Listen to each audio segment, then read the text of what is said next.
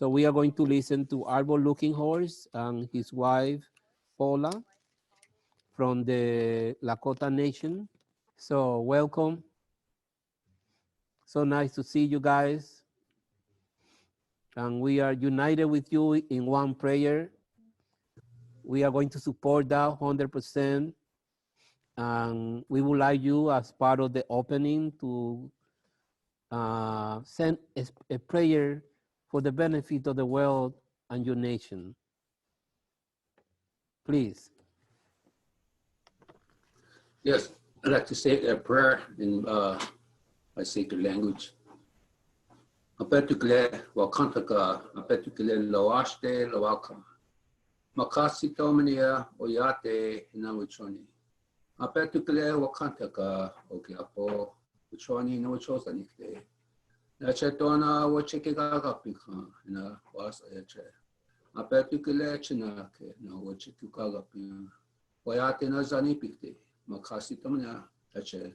Una chimakache una Ana yoti ekinha na apetukle wachikukaga pinha wakataka okiapo donache apetukle wachinyapi no atina wakataka na niekte na hoyapi no wachiku mitaku asi. Oh yes.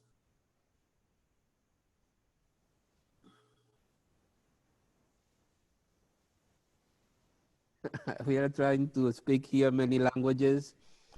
Thank you so much, Chief Arvol Looking Horse, keeper of the sacred pipe of the Lakota Nation, and his very wise and beautiful wife, Paula. Thank you so much. We definitely, adore you, adore your nation. I hope that everything is well there, protected under the guidance of the Great Spirit. So our blessing and welcome again. Thank you.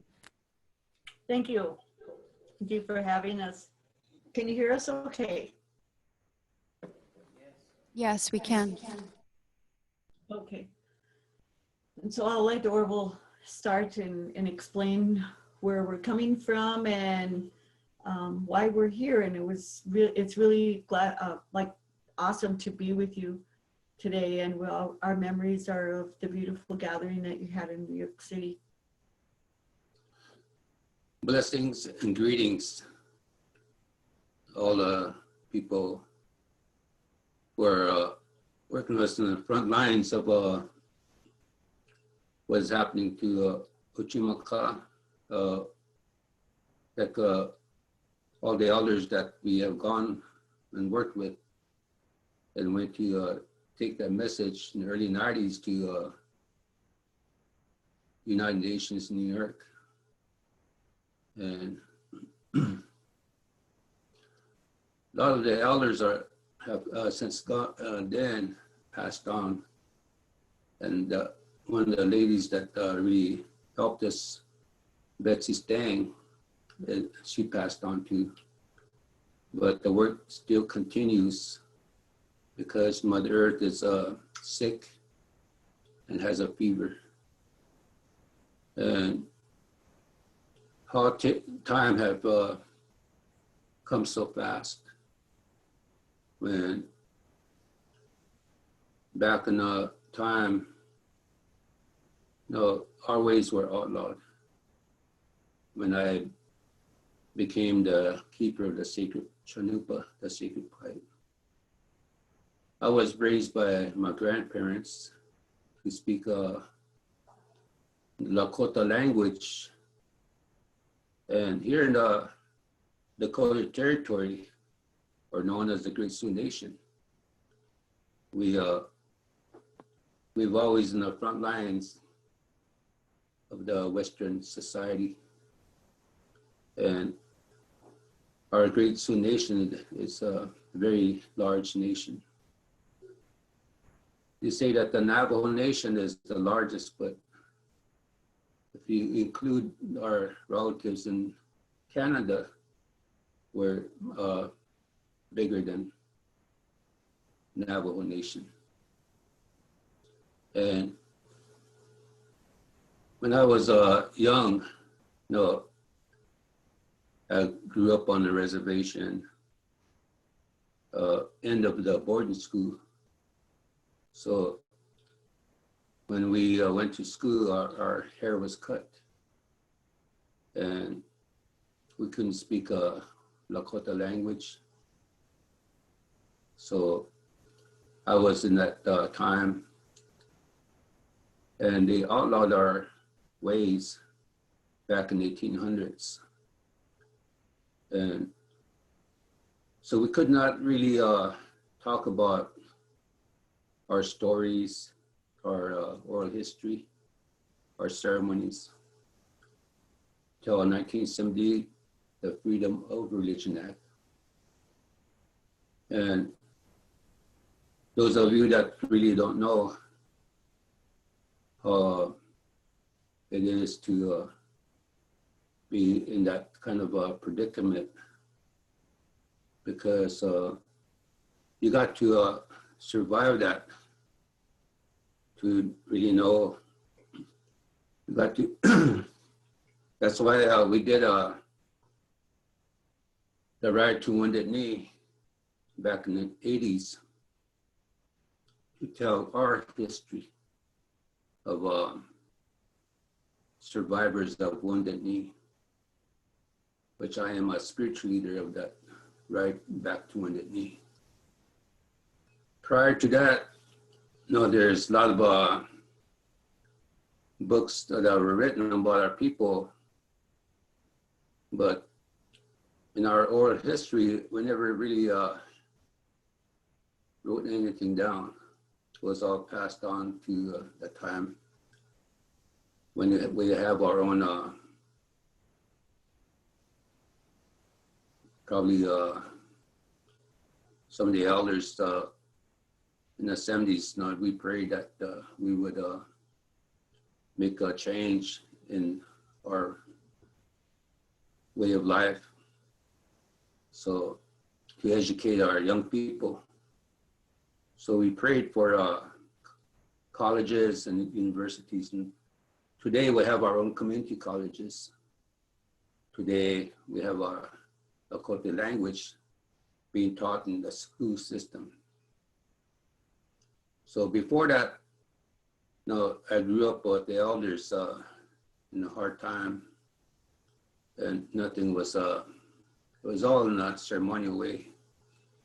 We had to have security to post it to do ceremonies.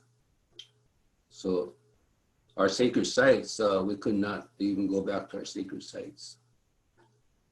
They were protected by the government, and we could not even have a sacred fire. So back in the 80s, when I was just fresh out of high school, I went to make a change. But I had a dream about this, because in that dream, I saw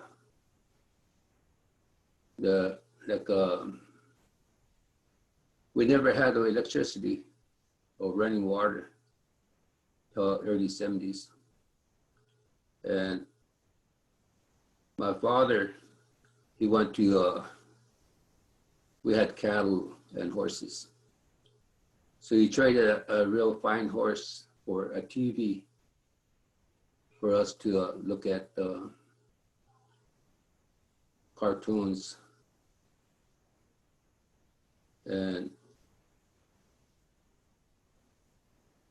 But we were not interested in that. But I remember my mother was listening to, looking at on TV, it's called As the World Turns. And in that dream, I dreamt I was in my bed, and I was still in high school. And anyway, in that dream, I saw this old TV, and somebody sitting beside me stood up and touched the screen. Well,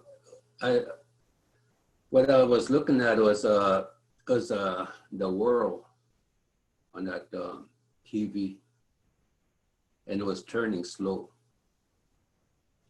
This person touched the screen, and when it opened up like a book, and people were standing there in a circle, all different nations. Then it closed, and then the earth was turning, and this person touched another part of the world, and it opened up like the book, and people were standing there in a circle. The more I see it, there's a sacred fire in the middle, and it closed again, and the earth was turning. I would say this happened like 6 times in my dream. Then that was me dreaming about the world, and people standing in a circle in a sacred fire. And I asked my father the next morning, standing looking horse, and he said, dreams like that, you can't not make it happen. In our traditional ways, you pray about it, eventually it's going to happen.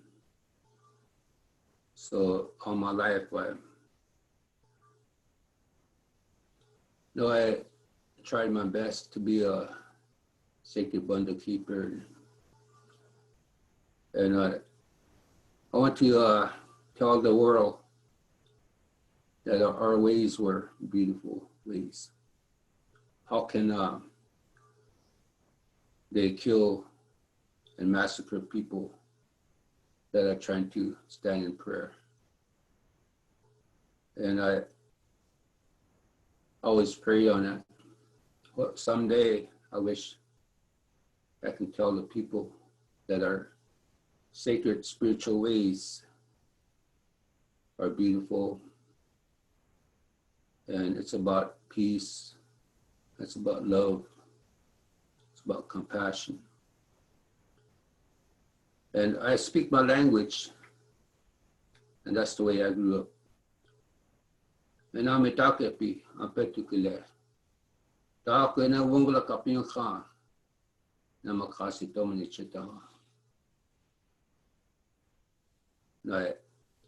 What I said was, now I speak from my heart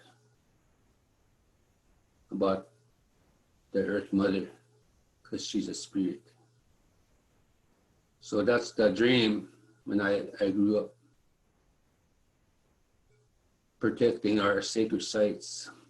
And we, since then, we in the early 70s, we start going back to our sacred sites.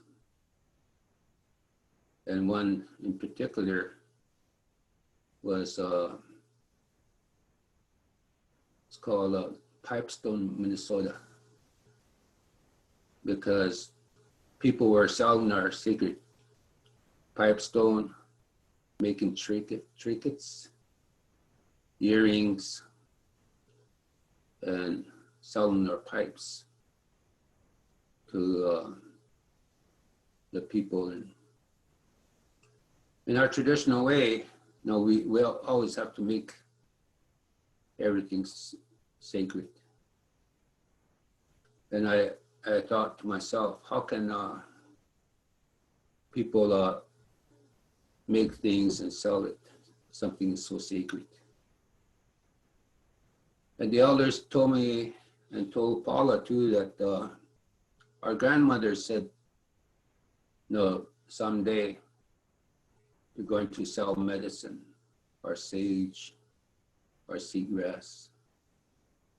and especially the water, the Maniwichoni. And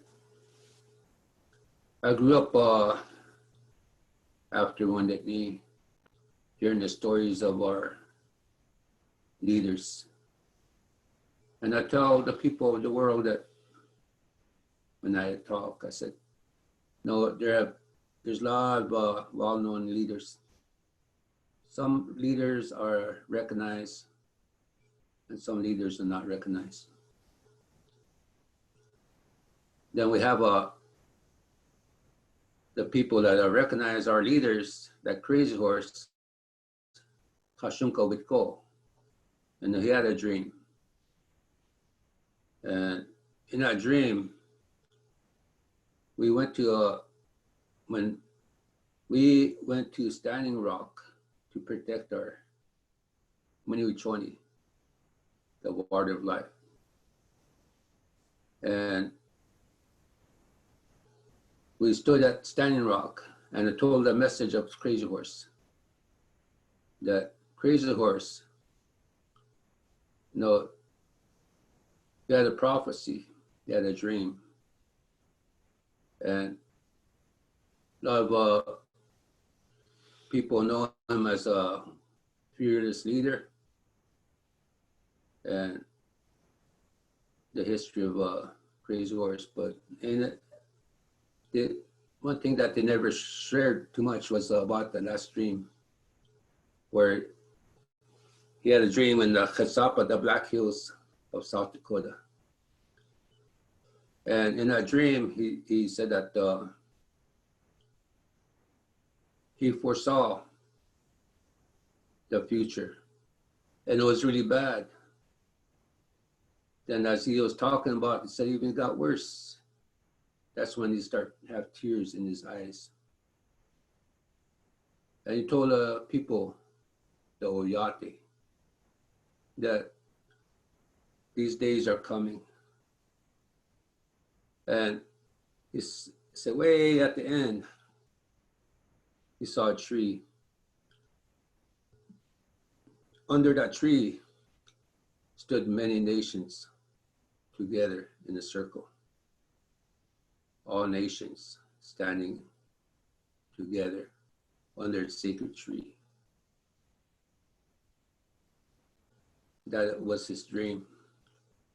Next, I'm going to tell you about our traditional ways.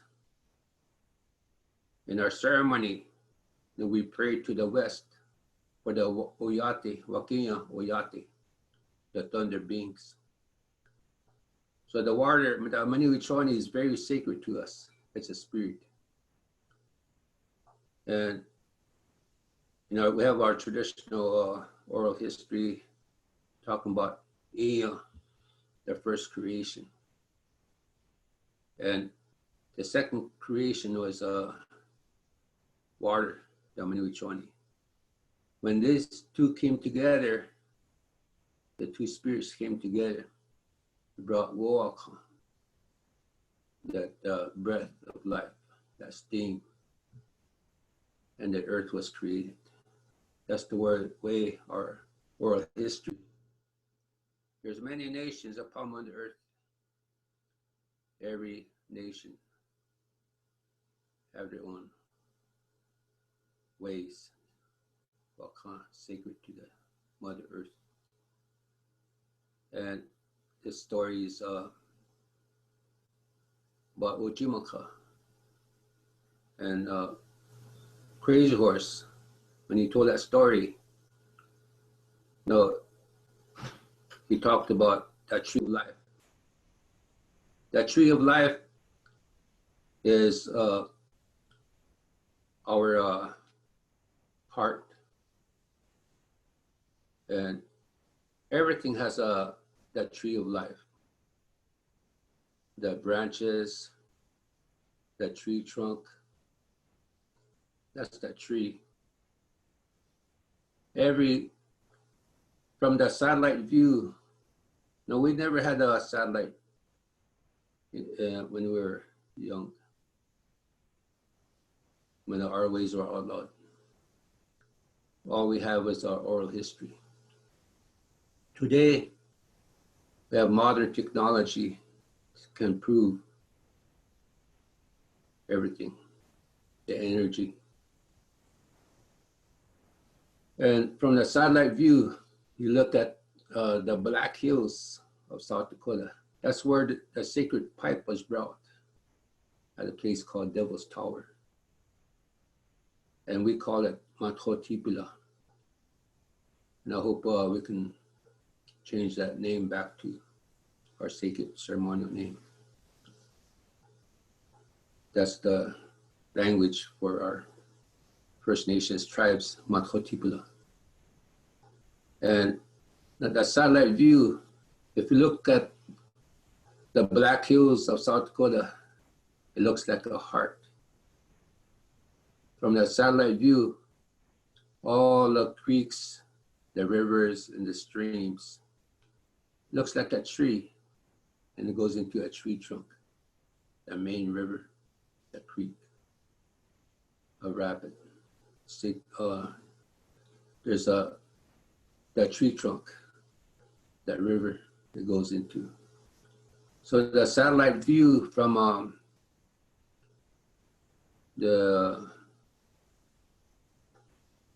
we call Kea is Turtle Island. Turtle is Kea. From the satellite view, you look at all the rivers and the creeks, and one of the creeks that we stood at Standing Rock is called Maniwichwani, the water. So all the rivers and the creeks and streams of the United States, we call Turtle Island, it all comes together and goes into the Minichaussee, Mississippi River. Then it goes to towards New Orleans. So if you see that, that's that tree of life. And the Black Hills is a tree of life. And our heart is a tree of life. All the blood vessels. And when a child is born, you know that tree of life is on that. We call it the afterbirth. Yeah, placenta. And then that's how the child has a heart. So in our traditional ways, we have to pray, stay in prayer, and we pray for the spirit, the two-legged, the four-legged, the winged ones. Because we all respect Mother Earth. We bring balance. That Changleshka Wakan. Changleshka Wakan is a sacred hoop. There's no nation higher than the other. And so all my life, I was raised by my grandparents, Lucy and Thomas. And I grew up knowing our ceremonies.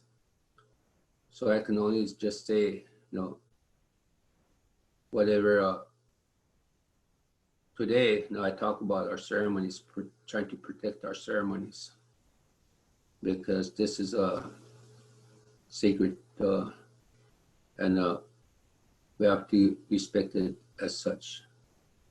So our ceremonies, the 4 seasons, is very important too. So we get up every day with a good mind. Kawaching washte tiktapo. Wana oyate wachiniapu. We get up every morning with a good mind, because we have to say prayer for all. That is, everything has a spirit. And so I grew up in prayer and respecting a sacred way of life. And today, you know, it's really hard because we believe in our oral history, our traditional, and we stay in prayer like many nations. And a lot of people, you know, out there, you know, sometimes they say things, but you got to be in prayer to understand what I'm sharing with you, to do ceremonies. So I speak to you about Crazy Horse's dream, and I speak to you about my growing up in that our ways of ceremony, when our ways were outlawed till 1978, the Freedom of Religion Act. And so if you want to ask me more, but I'd like to have Paula. We always talk together because in our traditional ways, it brings that balance. And that's our way, is always to stand together and stand. Our people has to stand together to bring that walk, that energy in a good way. So that's what we are trying to create, because we're up against a lot in this world and a lot of negative energy that we're faced with.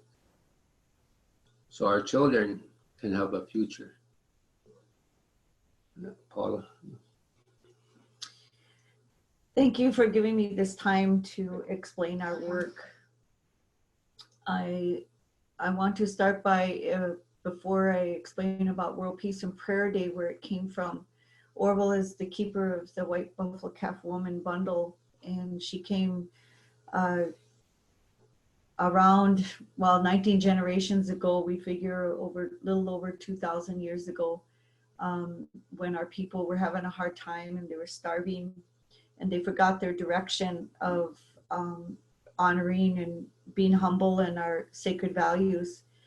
And two warriors were out looking for food, and they seen a cloud in the distance, and the cloud opened, and it was a woman that came forward, and one had bad thoughts about taking her as his wife, and the other one knew that she came from a sacred place. And so he bowed down, and when the one that had bad thoughts approached her, the cloud that was with her enveloped him, and it lifted, and he was nothing. He was just bones. And so from that experience, the one that seen that she was sacred told the woman that he honored her, and she told him to go prepare a teepee, a place where she was going to bring a gift. And so then when she came with that gift, it came with our 7 sacred rites and our 7 values, and all these teachings to bring back respect and harmony back to the people that they had forgotten. And it was to assist us to walk through life that we were going to be facing. And so one of her warnings were that one day she would appear upon the earth, because when she left, she they call it zigzagging. When people are bringing a message, they zigzag into a camp, or they leave zigzagging, and it's with the energy. And she rolled over, and she became a black, then a red, then a yellow, then a white, and she left as a small white buffalo calf woman over the hill. And so that's how the name White Buffalo Calf Woman came about. And so when she said that sign that she would stand upon the earth again, that was the direction that Chief Looking Horse received in how that would be in the future. And so way in the future, of course, in 1994, in Janesville, Wisconsin, a white buffalo calf was born. And there was another one that we heard of in the 50s, and it seems like those the white calf was born during a really like a treacherous time for our people. And so when this particular white buffalo calf was born, it was the same year that the scientists announced global warming. And so when they went to ceremony with Miracle in Janesville, many medicine people and people brought offerings, and they, you know, people that didn't even know about white buffalo calf woman knew that this was an auspicious moment and an anomaly that usually didn't happen. And so the messages that Chief Looking Horse and other elders received was that the animals would be warning us of times that, because they can't speak to us like they used to in our minds, that they will be warning us with the sacred color white. And so our work has been since then, in 1996 to now, 24 years, we planted a seed of this dream that Arvol received of the people gathering around a sacred fire, because this is a time when we can unite with that sacred fire. And of course, we also have the water there, these elements of the original teaching that he had has shared with you early in his talk here. And we bring together the people, and we don't try to impose our pipe. It becomes that we are the pipe. We try to unite the people at their sacred sites in who they are, who their spirit is, the umbilical cord of their ancestors, to pray for Mother Earth. And that's also our work, is to find your own umbilical cord, because so many people have lost their ways and has been eliminated throughout, you know, centuries. And yet the original teachings, we are all indigenous, and the original indigenous teachings were, the instructions were to honor all life and honor Mother Earth. So when we come to the sacred fire at any particular sacred site, which we call the power points, our intention is to pray at once, and that one day we will be successful to create an energy shift and heal her aura, which we know as the ozone layer, which has many holes in it from the practices of humans, you know, getting gold, coal, oil, and it goes into the atmosphere and it kills her life force, that ozone layer. And so what we're trying to do is, we have been trying to do, is to unite the people in the world. And so this year we will be uniting them like this, through digital smoke signals and World Peace and Prayer.com site. It's digitalsmokesignals.com. And on June 18th to the 21st, we will be live telecasting from the 24 sites that we have planted the seeds. I don't know if we're going to reach all 24. I've so far we've reached maybe 16 or 17, but those include Australia, Ireland, South Africa, Japan, Alaska, Costa Rica, Mexico City, Brazil. We had World Peace and Prayer Day in the Climate Change Conference at the UN in 2000, and I think it was 12. And so we have people down there. Everybody's going to be lighting their sacred fire together, the organizers that hosted us, and we'll be presenting them, and they'll talk about what's going on with the environment in their territory, and walking down memory lane of the time that they sponsored the event when we came to their country and talked about the white animals that are revealing themselves. So since 1994, we have literally, you know, hundreds of white animals, white tiger, white peacock, white zebra, white turtle, white whale. When we went to New Zealand, we were in the airplane and we opened the paper, and there it was, Migloo, the white whale that was born while we were flying, you know, towards New Zealand, and it was just like an auspicious time and moment when we were in Australia around the sacred fire. We out of the forest came a white kangaroo. So many signs are coming, and we need to pay attention to them. And every time it's a white animal is born, it's we're getting closer and closer. And so it's in that time what we call the crossroads. Either be faced with and you know what, I'm not going to take this time. I want Arvol to talk about what that prophecy is of the crossroads, because this is his vision.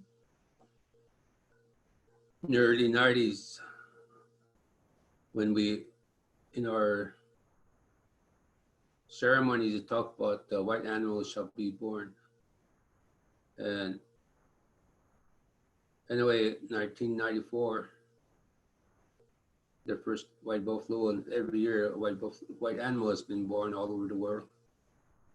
And like the first message that we talked about the white animals being born, that we are at the crossroads. Either be faced with a lot of chaos, disasters, different types of sicknesses, viruses, that Mother Earth's sick and has a fever. There's going to be global disasters, volcanoes erupting, earthquakes. The winds are going to get stronger. And no more honorable wars. We're going to see false leaders and prophets. We're going to see a lot of changes. Or we can unite spiritually. All nations, all faiths, one prayer.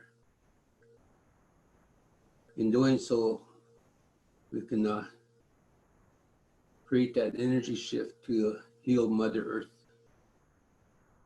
That man has gone too far.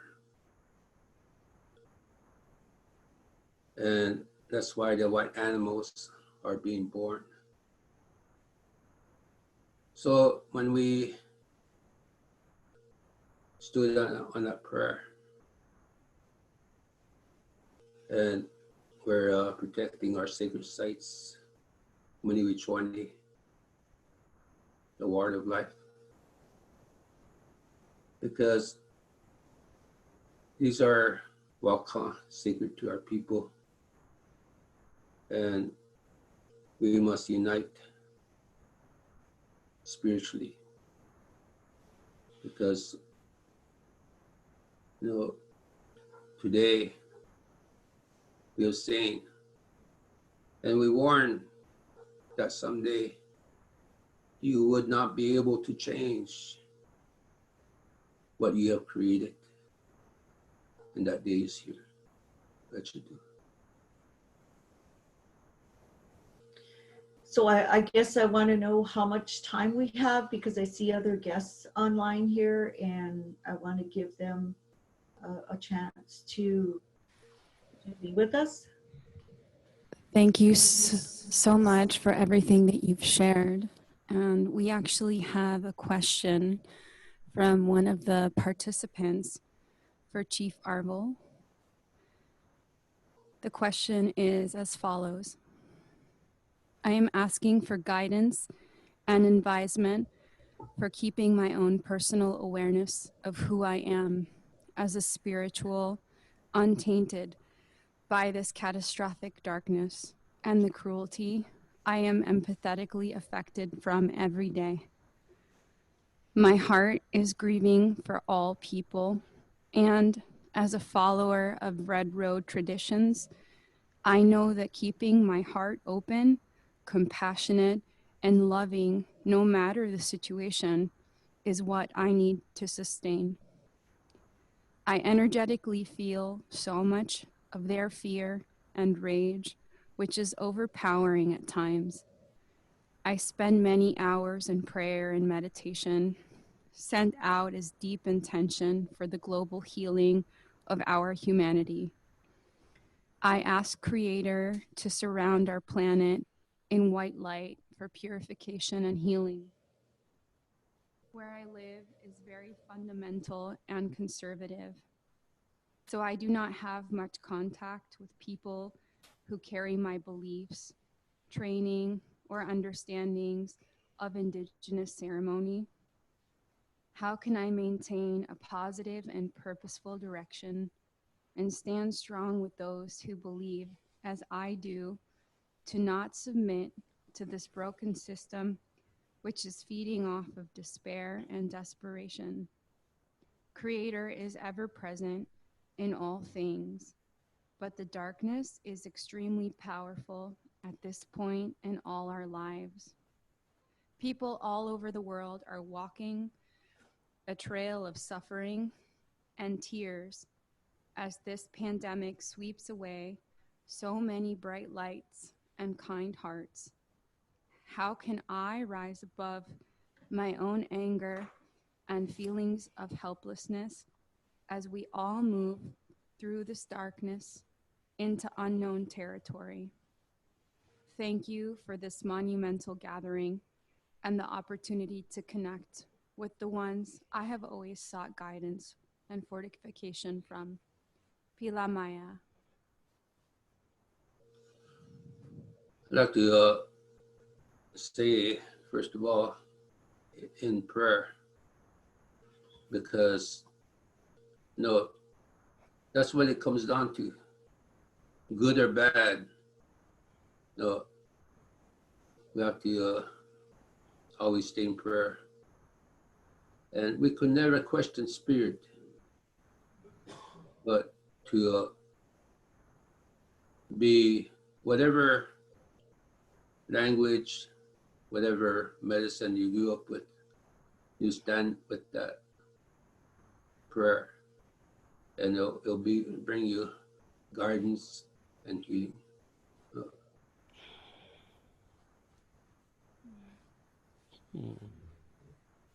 Thank you very much for that answer. At this time, we would like to open any questions to the public. If there are any for Chief Arvol or Paula Looking Horse, please send them through to the Zoom chat or Facebook Live.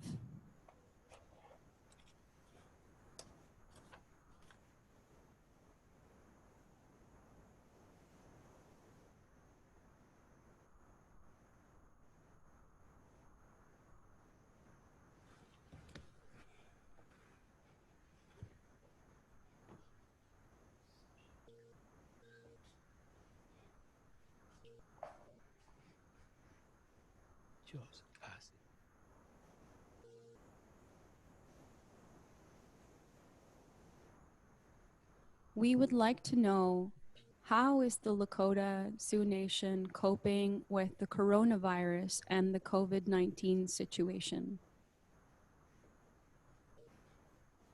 When this came first talked about on the virus, we looked at it as a spirit. And with our ceremonies, we always maintain or work with spirit. So when they asked me the same questions, I said, we need to go back to our sacred fire. And we'd like to have, we respect the tribe's law of everything, that wearing masks, gloves, and social distance.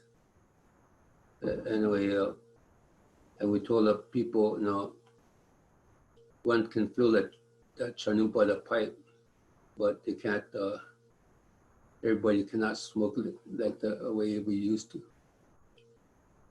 Or, in our traditional way, we always have to hug to share our love and compassion, but respect for the tribe. We don't do that no more. We have to follow the law to protect ourselves as human beings. So I would say the sacred fire, either family or as a group of people. And that's what we like to still continue those sacred fire like on June 21st. And that's the original dream that was with me when I was very young. When I first had that dream, there's a sacred fire in the middle. And so the continuation of the sacred fire, family or a group of people or different nations stand together in prayer.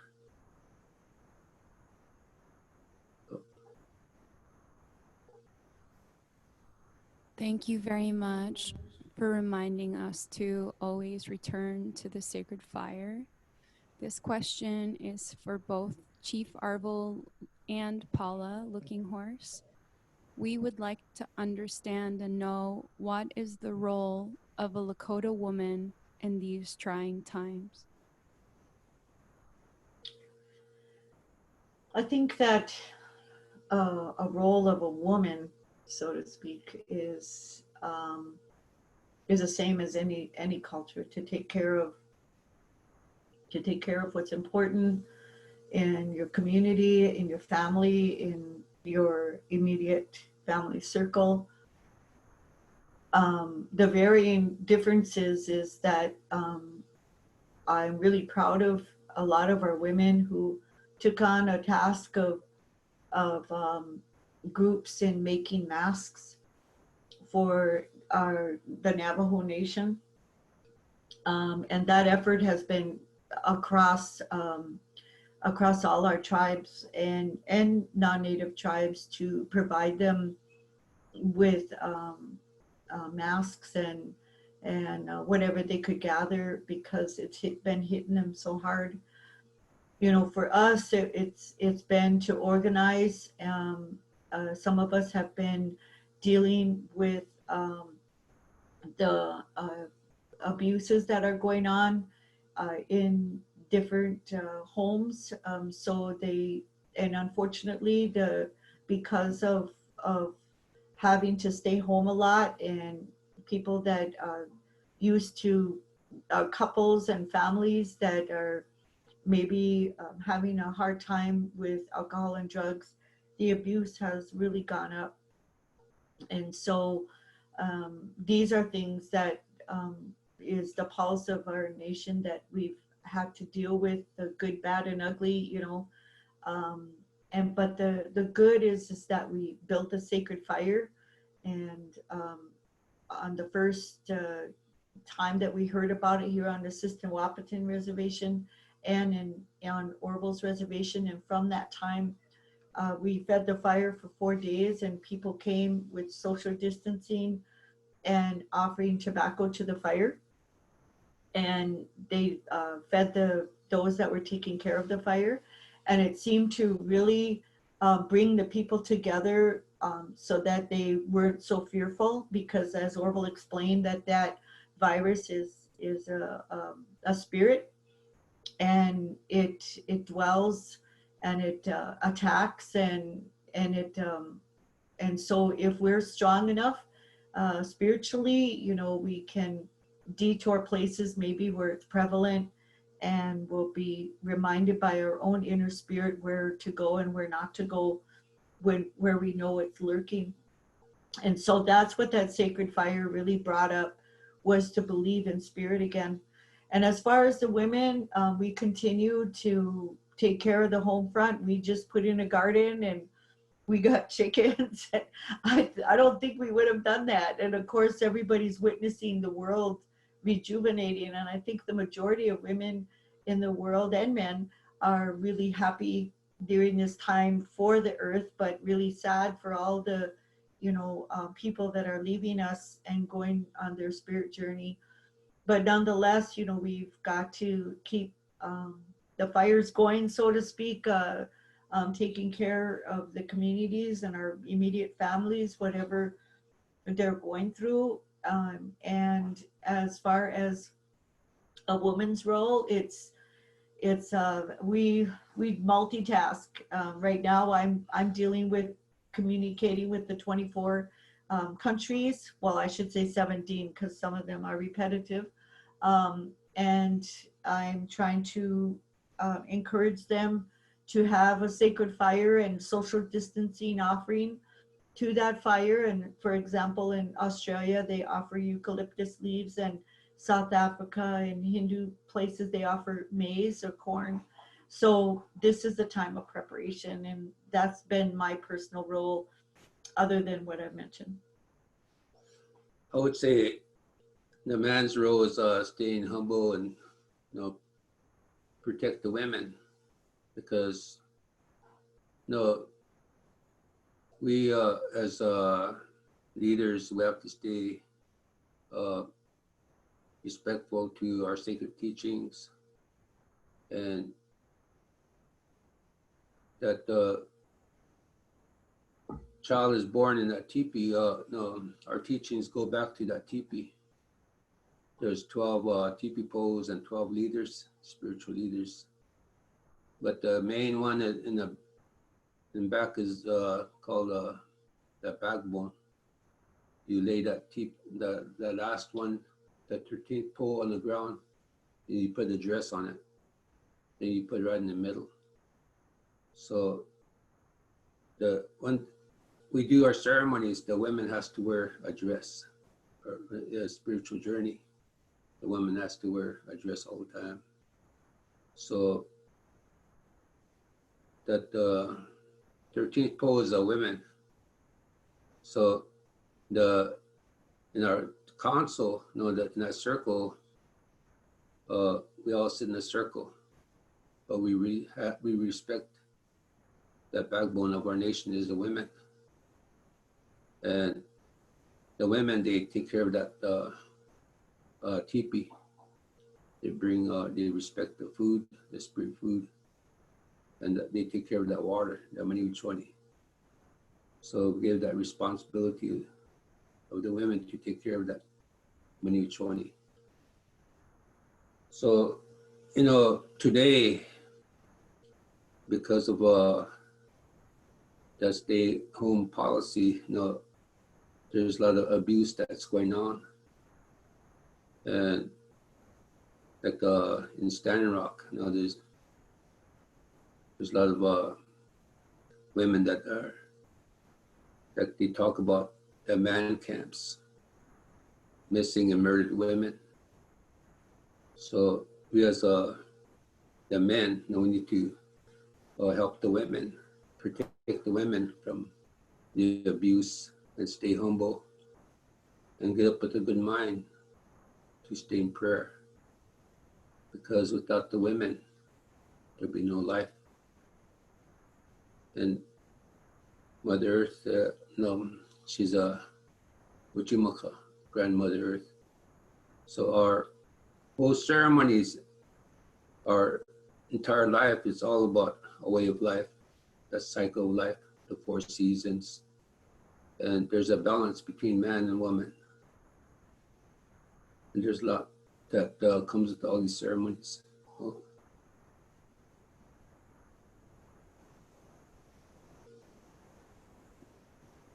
Thank you both very much for taking the time to answer that question.